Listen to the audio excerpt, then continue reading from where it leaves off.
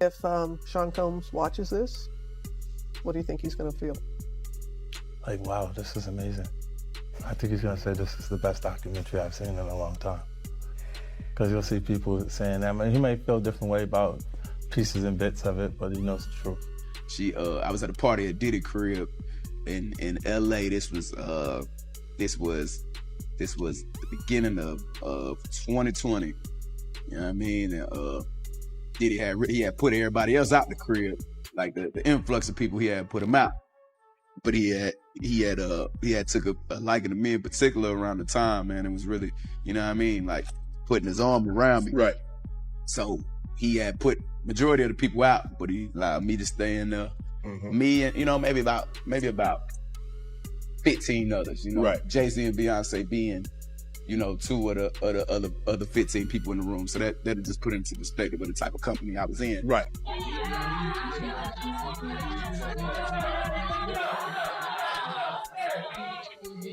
And people know there's drugs, there's alcohol, there's loose women, there's loose men. For some reason, y'all like to conveniently forget what age Foxy Brown was when he was with her. Y'all like to forget that he was rolling with R. Kelly and they was doing a lot of things together. For years, Sean Combs stood as one of hip-hop's most influential figures, shaping careers, trends, and the culture at large. Now, however, his empire is under intense scrutiny as allegations, investigations, and troubling claims about his private gatherings continue to surface. With lawsuits mounting and new details emerging, even high-profile names like Jay-Z and Beyonce, long viewed as untouchable, are being drawn into the wider conversation. From DaBaby's controversial podcast remarks to ongoing speculation about connections within the industry, public attention is intensifying. This discussion aims to separate verified facts from unproven claims and explore why the situation is sending shockwaves through the music world. Fox News Alert, we're learning a lot more about the massive federal raid at Diddy's homes in Miami and LA. According to TMZ, the first thing the feds did once they got to Diddy's property was immediately disable his surveillance system and seize all his footage. And it wasn't just security footage they were after. Homeland Security also confiscated hard drives, phones, and other electronics, focusing on finding photos, emails, and names linking others to the alleged operation. These tactics straight out of the Epstein playbook. Seize the footage, but then what? Bury it? Blackmail with it? We don't know. Will anybody ever know what was on Diddy's cameras? And will this investigation lead to indictments that go higher up the food chain? And how high? Politicians, athletes, celebrities, music executives, all were recorded inside Diddy's parties. Officials say that Diddy's alleged victims have not been holding back during their interviews and are telling investigators everything. We'll keep you up to date on all of these details and more as soon as we hear them. Sean Combs, the music mogul behind Bad Boy Records, is facing significant legal challenges tied to serious allegations, including racketeering and claims of mistreatment. Court filings reference so-called freak-offs, described as exploitative gatherings involving alleged victims. In 2024, law enforcement raids on his properties reportedly uncovered video recordings along with a large quantity of items, over 1,000 bottles of baby oil and lubricant, now cited as part of the ongoing investigation. What were federal investigators in tactical gear looking for at Sean Diddy Combs' home in Los Angeles and Miami? Homeland Security says the raids were part of a months-long federal investigation, including the King. If he's convicted, ultimately, he'll be in prison for a very long time.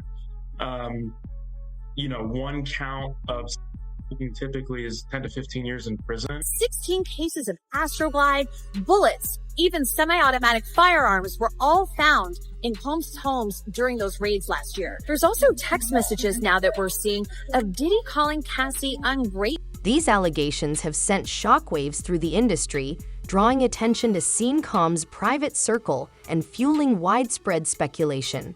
Numerous names have surfaced in lawsuits and online discussions, intensifying public curiosity and gossip. One example involves DaBaby, born Jonathan Lindale Kirk, who appeared on Shannon Sharpe's Club Shay Shay podcast. He described attending a private gathering hosted by Combs at his Los Angeles home in early 2020, saying it did not feel like a typical party. He characterized it as one of the alleged freak-offs, though he claimed he was unaware of that at first. According to his account, most guests were asked to leave later in the evening with only a small group, around 15 people, remaining. He also stated that high-profile figures, including Jay-Z and Beyonce, were present, describing the setting as highly exclusive. I mean, like, putting his arm around me. Right. So he had put majority of the people out, but he allowed me to stay in there.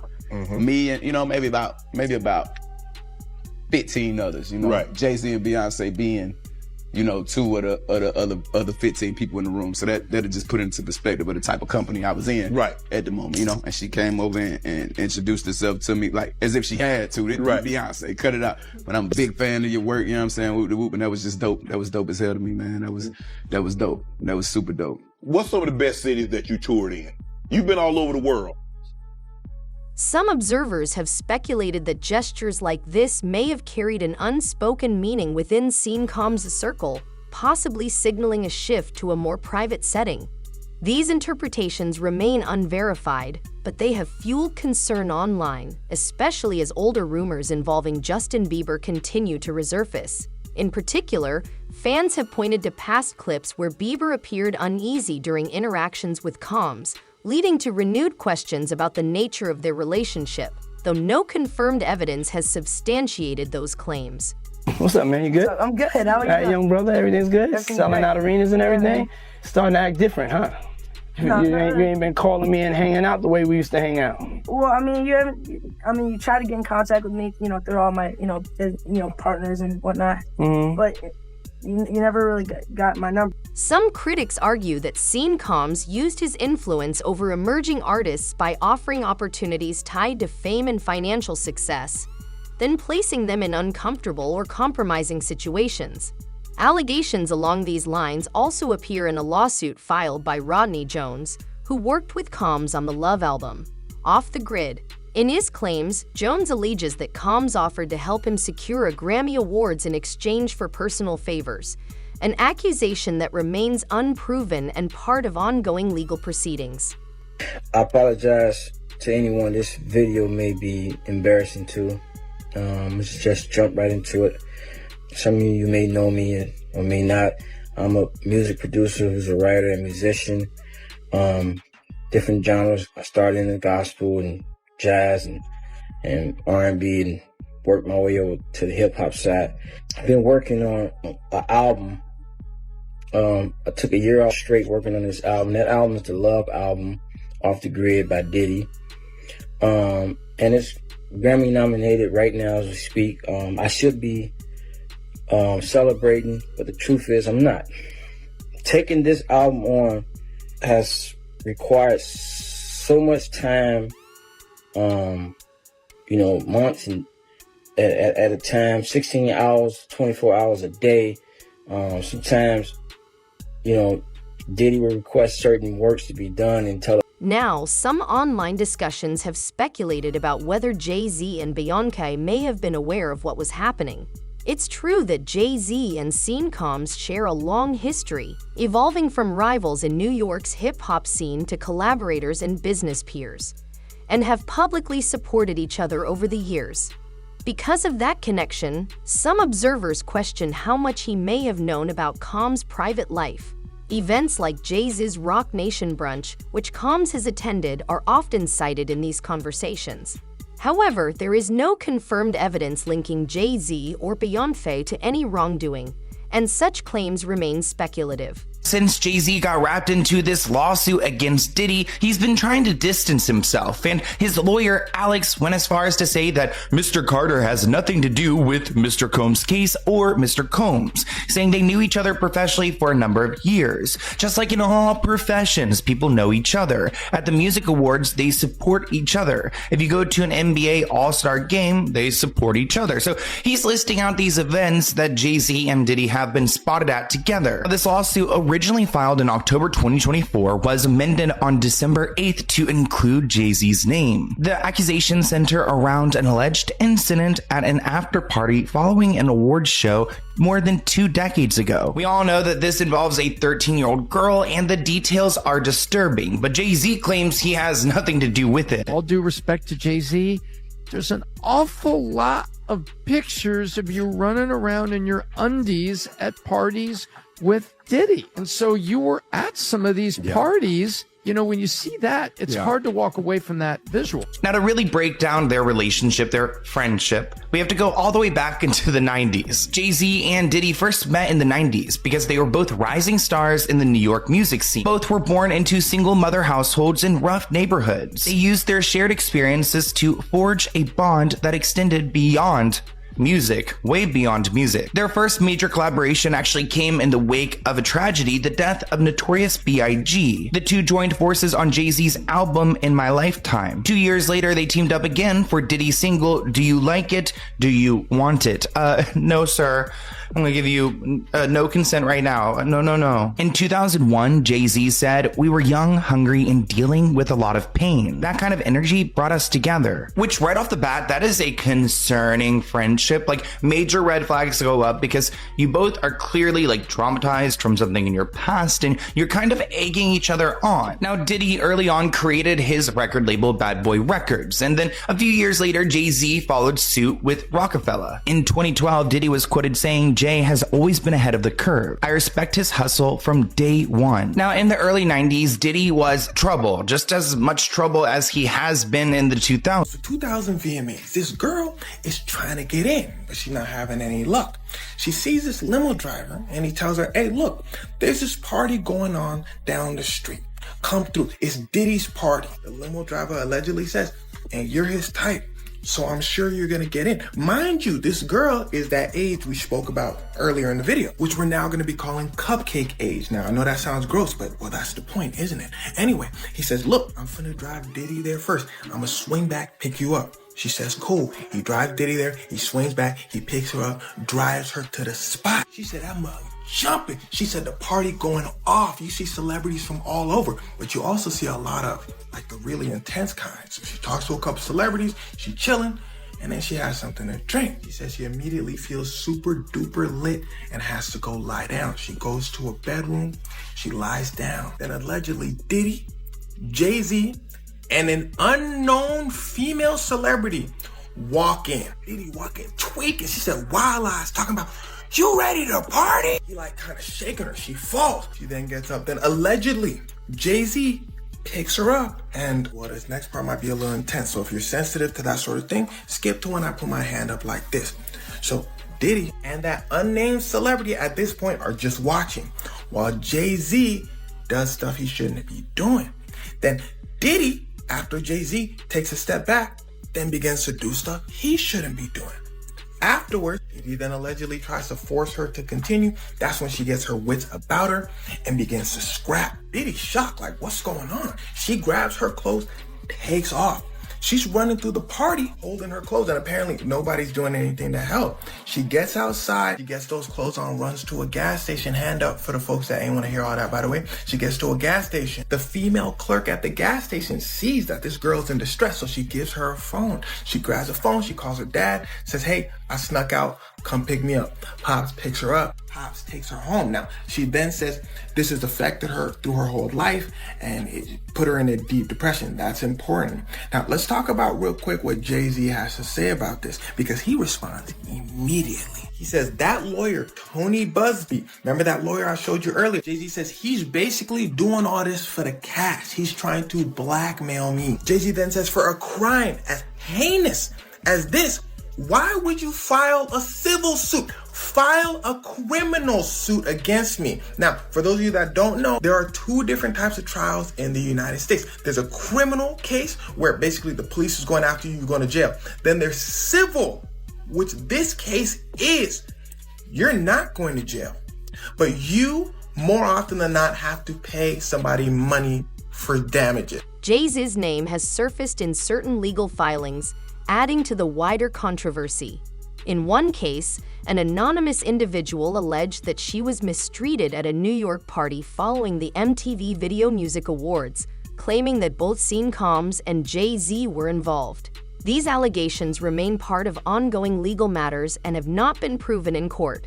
Meanwhile, Jay-Z made a scathing statement of denial, mainly targeting Tony Busby. He said in part, quote, "My lawyer received a blackmail attempt called a demand letter from a lawyer named Tony Busby. What he had calculated was the nature of these allegations and the public scrutiny would make me want to settle. No, sir, it had the opposite effect. It made me want to expose you for the fraud you are in a very public fashion. So no, I will not give you one red penny." Now, that statement went on to call Tony Busby a deplorable human, a man with no valor, and an ambulance chaser in a cheap suit. Now, while Diddy sits in a jail cell awaiting trial, by the way, pleaded not guilty to those charges, denies all the accusations made in the various lawsuits, Jay-Z and Tony Busby have been going back and forth with lots of motions filed, complaints filed, and accusations flying on both ends. Those claims, but now Jane Doe has dropped her case.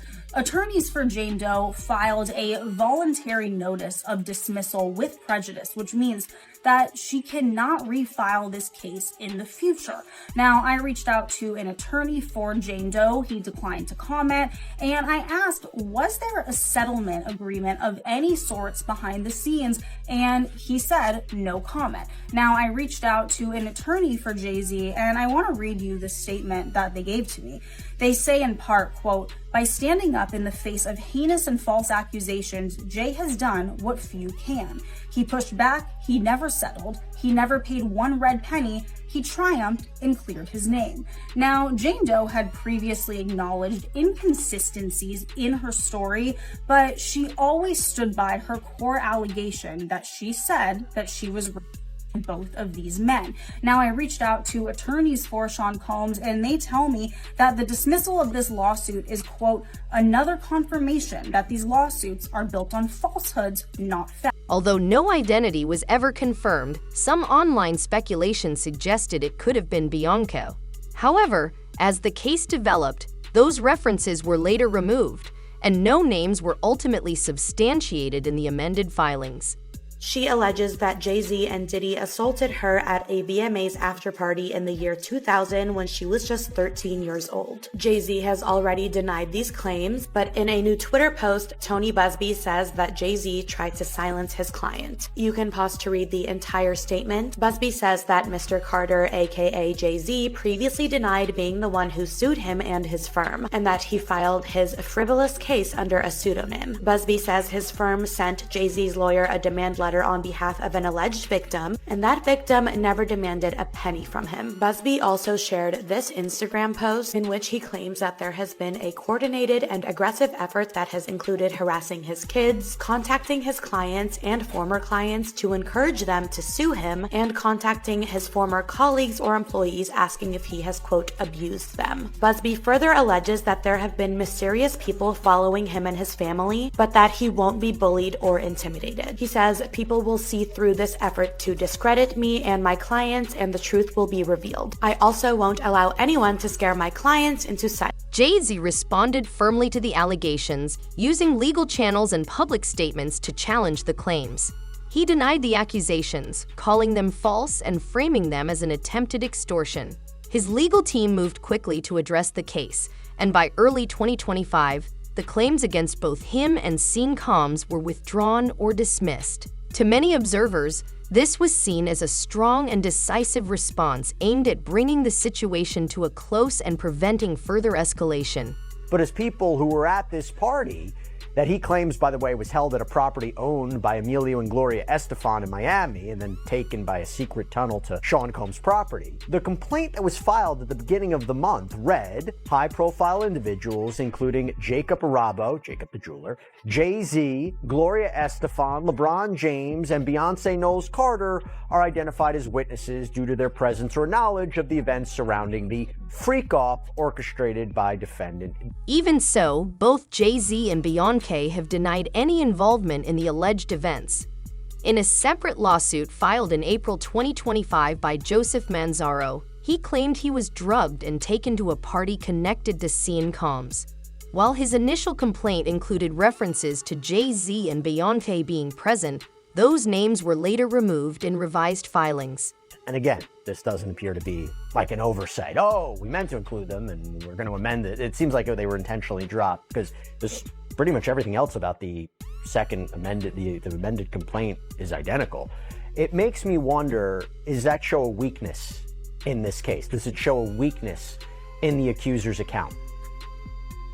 Yeah, I think it could be alleged that it sort of chips away at possible credibility because, like you said, the other witnesses were left in. LeBron James, Gloria Estefan, the only real people that were taken out were Beyonce and Jay-Z. It sort of reminds me, again, coming back to that Jane Doe lawsuit when she had mentioned that a member of the band Good Charlotte was a witness to this alleged incident. And then it later came out, a representative for the member of the band said, actually, no, he wasn't even in the state at the time. He was on tour with his band in a completely different state. So even though he was initially referenced as a witness, in the public eye, that sort of chipped away at the alleged victim's credibility. And I think it could be argued the same is being done here. You know, if you are throwing out these names and it later is revealed that they weren't there, I don't know if it necessarily negates every single claim that he's making, but it could pose some challenge to his credibility in the public. According to reports, the core allegations remained in place, but any references to the couple were later removed from the amended filing. Jay-Z's attorney, Alex Spiro, also stated that Jay-Z was not present at the location during the time in question and said that available records could verify his whereabouts. When did Diddy start getting exposed? It was in December or was it January? When did the Diddy stuff pop off? Because I knew about 2 years ago I knew about a year before the Diddy stuff went down that was going down first. Then it's going to be Jay-Z. Excuse me, November? Okay.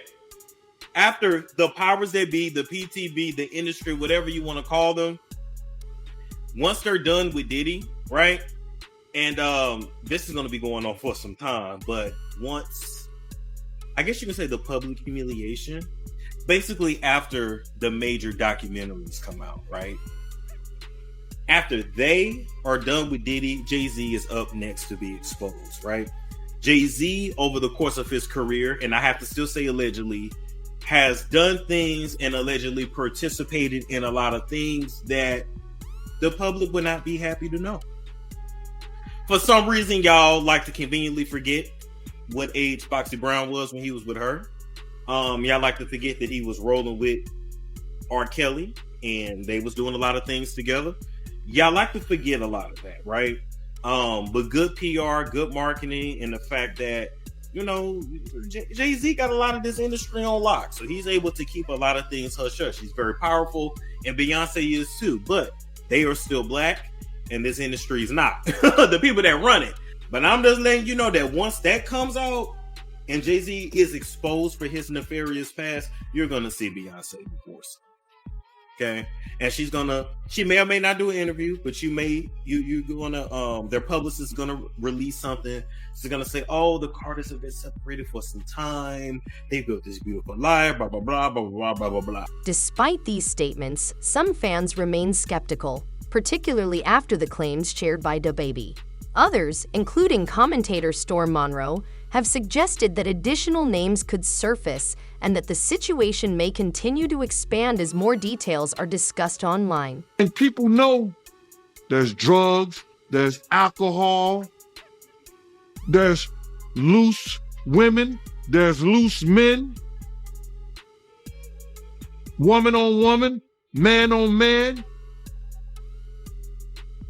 all kind of crazy shit. There are ongoing claims and public speculation suggesting that some individuals within the industry may have been aware of activities at events associated with scene comms but chose not to speak out. Certain lawsuits allege that drinks were tampered with and that young women were invited under circumstances described as harmful or exploitative.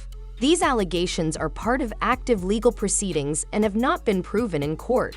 The central question being discussed now is whether Jay-Z and Beyoncé were directly involved in any of the alleged events, or whether they were merely being linked through association or presence at related industry gatherings. Another prominent figure commenting on the situation is 50 Cent, who has openly referenced Scene Comm's legal troubles on social media. His remarks, including jokes about items reportedly found during raids, such as baby oil, have gone viral and further intensified public discussion around the case. More importantly, 50 Cent has continued to comment publicly, suggesting that many people in the industry may be staying silent due to their own connections or associations with scene comms. He has also been mentioned in online discussions connected to a Netflix documentary titled Sean Combs: The Reckoning, which reportedly explores Combs' rise in the music industry alongside the serious legal issues he has faced. And I am going to let you professionals look at the situation and come back to me with a solution. No matter what, no matter what nobody said. Let's just, here and there, y'all are not working together the right way. We're losing. The footage is part of a new, highly anticipated docuseries by director Alex Stapleton and rapper and executive producer Curtis 50 Cent Jackson, titled Sean Combs: The Reckoning. Curtis, Alex, thank you so much for the time right now. I'm looking forward to talking about this, and this is something that a lot of people have been talking about for some time now. Alex, let me begin with you. The docuseries is entitled Sean Combs: The Reckoning. How is this one different from the others that have been out there? Well, you know, I think that the biggest marker of what makes this film or this series different is how much time we took into putting into the making of the film, doing our due diligence to get the right voices, you know, to the table. The documentary explores both his rise to success and the more controversial aspects of his career, using newly surfaced material and various testimonies to present a broader view of his empire. In the end, the situation goes beyond simple gossip or headline speculation. What began as rumors about private gatherings has evolved into a broader conversation across the entertainment industry. The account shared by DaBaby did more than describe a single night. It prompted questions about who was present, who chose not to speak out, and who may have benefited from their proximity to the events being discussed. With Jay-Z and Beyoncé being referenced in some filings and later removed, public discussion has only become more uncertain, leaving many questions unresolved. The addition of projects and commentary involving 50 Cent has further amplified attention around the broader situation and kept it in the spotlight. As a result, the story continues to circulate widely, with ongoing debate online about what is confirmed, what is alleged, and what remains unproven.